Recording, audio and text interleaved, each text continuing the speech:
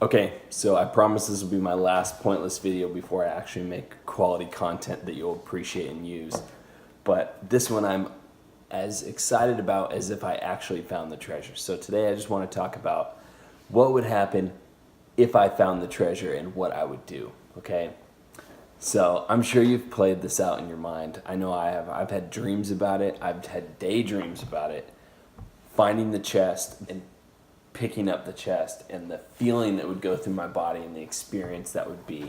First thing I would do if I found the chest is, I don't care how obscure of a place I was in, I would look around and see if anybody saw me. I don't know, like that paranoia that would go through anyone's mind is like, holy crap, like this can't be real. Somebody's gonna come take this from me. I go everywhere with my wife, so we would probably start laughing hysterically together before we even decided what to do next. I'm glad my wife's not here right now because she hates when I talk about finding the treasure and what I want to do with it.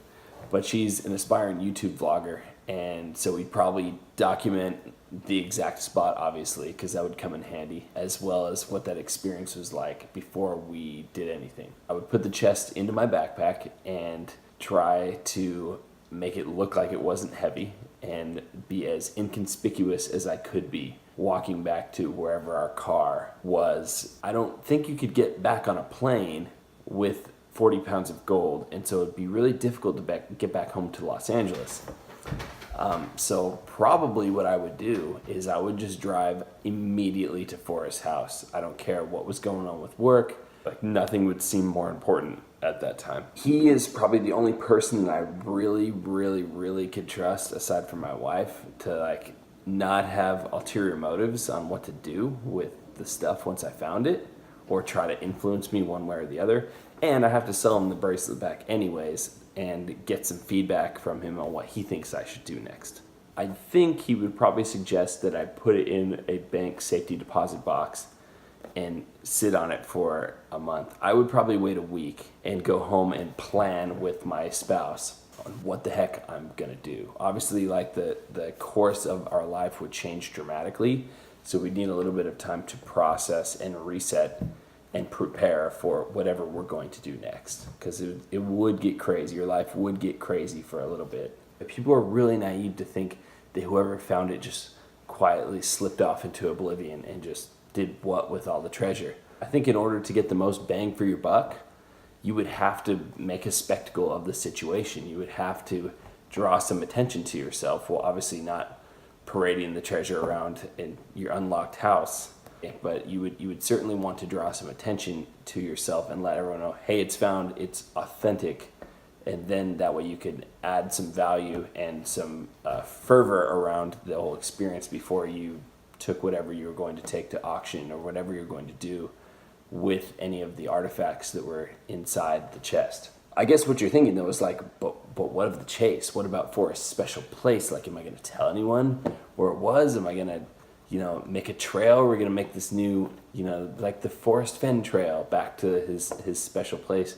I think if I were the one lucky enough to actually find it, what I would want to do is immortalize that place in a different way. Rather than building a monument to FORREST there, I would do something a little bit different. The only reason I'm in the position I'm in, we're going off hypotheticals that I found it.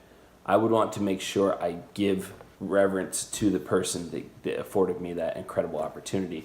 And I would leave a portion of the treasure in possibly a less expensive chest in that exact same spot that he left it, and provide a portion of FORREST in his original place and make it so his book does not have an end yet. I'd still make it possible for someone to use his book, follow his path to get some of his treasure. I would put a geo-tracker inside the box so I would know for sure if it had been found or if it had been moved. I don't think he really had access to in 2010 or possibly earlier to even do that. I would go through the necessary avenues to liquidate the treasure. What I felt was going to be of limited value to me and maximum value to others. Definitely an overwhelming portion of it. But the problem is you really have to fear capital gains taxes after that. Well, it's just the chest full of stuff. You really don't owe anything because it's just a gift per se. But once you convert it into money, then you have capital gains to worry about. And the only way you can avoid paying capital gains tax is by reinvesting any profit that you have. I'd like to write my own memoir and sell it at a fraction of the cost, providing additional clues to his original chase.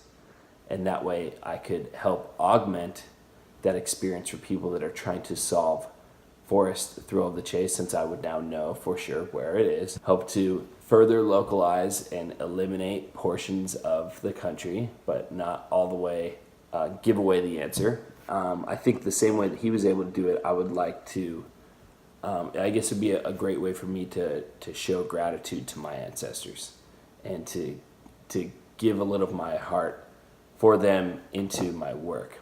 And hopefully, if I did it right, I could probably even break even in that, and giving away a portion of the treasure, I could break even in that whole experience. So I guess you're asking, like, how do I add to FORREST's story? How does doing something up until this point, you're thinking, all right, how does that add to FORREST's story? I think where I could grow his legacy and start one of my own is by having the largest treasure hunt ever conceived on a national scale and give the entire country an opportunity to participate. I would hide 100 tokens around the country in all different states so that there is no one that could be left out because the Rocky Mountains was too far and they couldn't afford to, go from Maine or Hawaii or Alaska out to the Rocky Mountains to look for this. I would make sure I'd have a little bit of money to travel to all these places, and hide 100 tokens in less difficult places than his treasure, all around the country with geo-trackers attached. So 100 people could have an opportunity to be part of this. By securing one of the 100 tokens, you would essentially be qualifying to win the grand prize, which I'm not sure what it would be. I guess it would kind of be determined by the publicity that could gain and maybe sponsorship that could follow around this. Those who got the 100 tokens would be competing to find 10 additional tokens that would obviously be hid afterwards in more difficult locations around the country, but now with an added measure of urgency. It'd no longer be like, well, there's 100 out there might be one around, I'd have 10.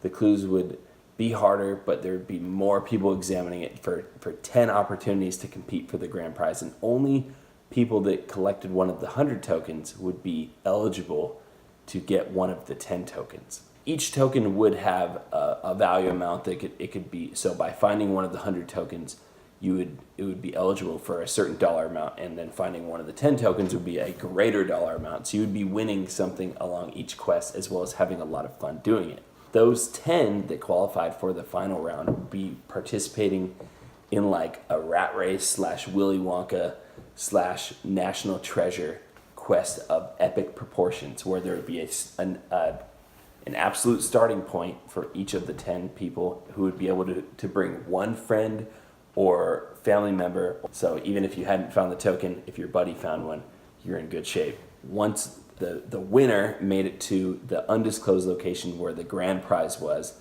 there would be a dollar figure attached to that, as well as a portion of FENN'S original treasure. So that way I'd be able to hide some of his treasure in the original resting place that he wanted to leave his things, as well as start a massive treasure hunt that would ultimately end in the winner getting a portion of FENN'S treasure as well. If I played my cards right and I used my platform and the notoriety that would be brought to me by virtue of finding the treasure, I could write a few books to help kind of his treasure maps like he did to finance the entire thing. Oh shoot, my wife's home.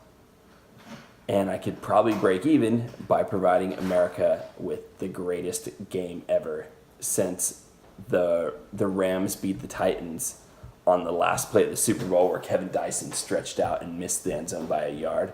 Yeah, it would be that epic. Yeah, so that would be fun. Anyways, one could dream. At least you would be super thrilled if I was the one who ended the thrill of the chase by finding the chest. And you would know that it wouldn't be over if I discovered it first, right?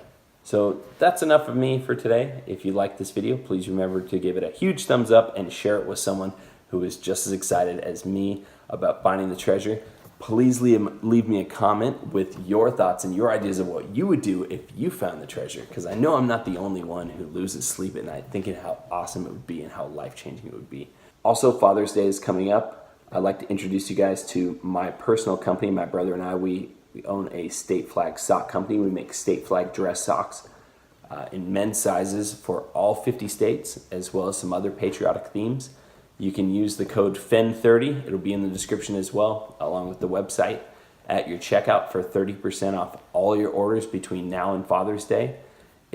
Trust me, I wear these every day to work. They're comfortable, they are really cool, they tell a story, especially if you're living out of state, or you have a family member or a father living out of state. It's a great conversation starter. Again, if you're not subscribed, I would invite you to subscribe to my channel. And obviously, the people that are subscribed to my channel tend to comment and provide some hints and helpful points of interest of their own, which may in turn help you and lead you to the treasure. So I invite you to join this movement, and let's get this treasure found before the end of the year. Thank you guys so much for watching. God bless. Have a great day.